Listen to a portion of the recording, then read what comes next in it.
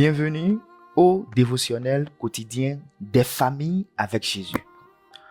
Aujourd'hui, nous allons réfléchir à un thème d'une grande importance, le joug inégal. Qu'est-ce que le joug inégal? La Bible nous donne une orientation claire quant au choix d'un partenaire pour la vie. Dans 2 Corinthiens chapitre 6, verset 14, nous trouvons un exemple classique. Ne vous mettez pas avec les infidèles sous un joug étranger. Mais qu'est-ce que cela signifie en pratique? Le concept de joug inégal fait référence à des unions où il existe des différences fondamentales en matière de foi, de valeurs et d'engagement spirituel. Dieu désire que ses enfants jouissent de relations qui renforcent leur foi et favorisent l'harmonie spirituelle au sein du foyer. Depuis les temps anciens, cette question préoccupait déjà les serviteurs de Dieu. Abraham a montré une grande prudence en cherchant une épouse pour son fils Isaac.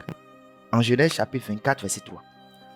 Il a ordonné à son serviteur de ne pas choisir une femme du pays de Canaan, sachant que cette alliance pourrait éloigner son fils des voies du Seigneur.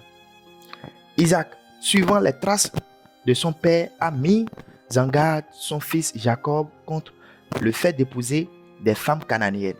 Genèse 28, verset 1 et 8. Car il voyait en elles des influences incompatibles avec les principes divins. Après les autres, Dieu a ordonné au peuple d'Israël de ne pas contracter de mariage avec les nations païennes. Deutéronome chapitre 7, verset 3 à 4. Car cela conduirait leurs enfants à s'éloigner de la véritable foi. Dans le Nouveau Testament, l'apôtre Paul renforce cet avertissement en affirmant qu'il ne peut y avoir de communion entre la lumière et les ténèbres, entre le temple de Dieu et les idoles. 2 Corinthiens chapitre 6, verset 15 à 16. Le mariage est une alliance sacrée et doit être établi entre ceux qui partagent la même foi et le même engagement envers Christ. Certaines personnes peuvent penser qu'épouser un incroyant est une opportunité de l'évangéliser. Cependant, comme l'a souligné une auteure américaine, lorsqu'il s'agit d'une relation aussi étroite que le mariage, le chrétien qui aime véritablement le Seigneur ne s'unira en aucune circonstance à un incroyant, même avec l'espoir noble de le gagner à Christ. Le joug inégal ne concerne pas seulement la religion, mais aussi les différences de mode de vie, de valeurs et de priorités. Lorsque les membres d'un couple ont des principes divergents, les conflits deviennent plus fréquents et le chemin parcouru ensemble peut devenir éprouvant.